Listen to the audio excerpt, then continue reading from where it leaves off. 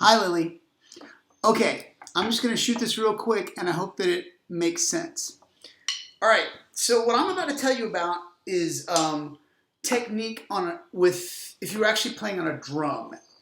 It's going to vary just a little bit when we actually move to keyboard percussion, but don't worry about that. I mean, while you've got drumsticks and a drum pad in your hand, this is the way you're going to want to approach it.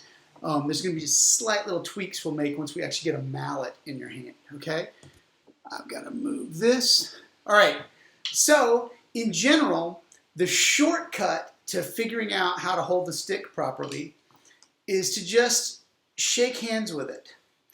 So if you just reach out, if like the stick was out here, and you reached out to shake hands with it, and you said, oh, hi, nice to meet you, the way you would shake someone's hand, then you're 90% of the way to how you should hold the stick in your hand, including where your back fingers go. So once you're like this, then all you do is just rotate your wrist to where your thumb is on the side instead of on the top, okay? You can see underneath here that basically I'm pinching. Pinch is a little bit harsh of a word because I'm not squeezing hard, but the stick is sort of pinched between my index finger and my thumb, right there, okay? That's where I'm holding the stick, and I'm allowing it to pivot. That's what we call the fulcrum of your grip, okay? So there's that, but then all I do, and that's just to give you a few different angles, it's kind of, I've got my thumb on the stick. It lines up with the stick. Mine's at a slight angle, but it's like there's a pin sticking through the middle of my thumbnail, and it's coming out on the other side, kind of right around this first knuckle.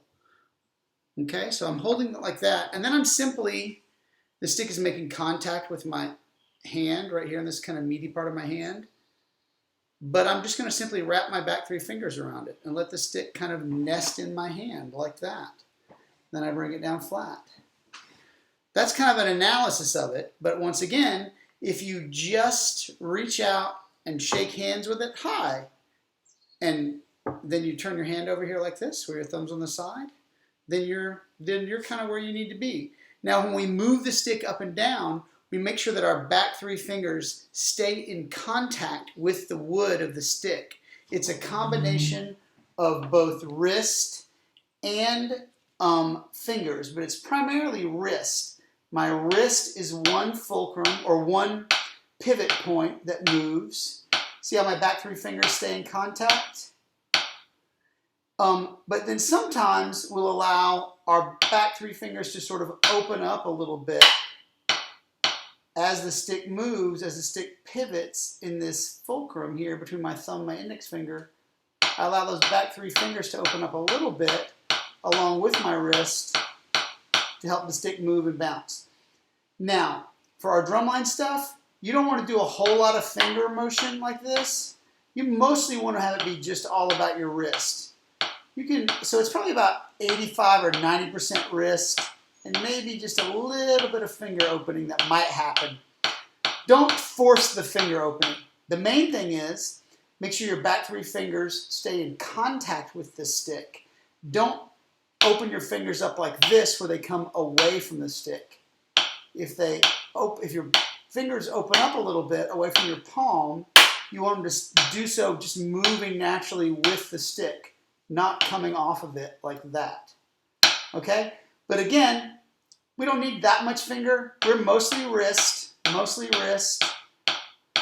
and then maybe a little bit of finger opening up to help the stick, to let the stick bounce. And you're trying to get the stick to bounce back up on its own, like dribbling a basketball. You'll also notice this, that when I'm standing here, the stick doesn't line up straight with my forearm. It sits at a natural sort of angle.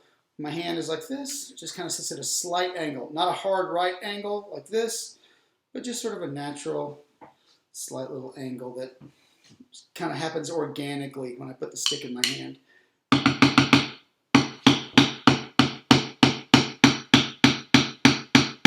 1, 2, 3, 4, 5, 6, 7, 8. 1, 2, 3, 4, 5, 6, 7, 8. How long is this video? It's like 5 minutes already. I hope I can send it. I hope that helps. Okay. Let me know if you have any questions.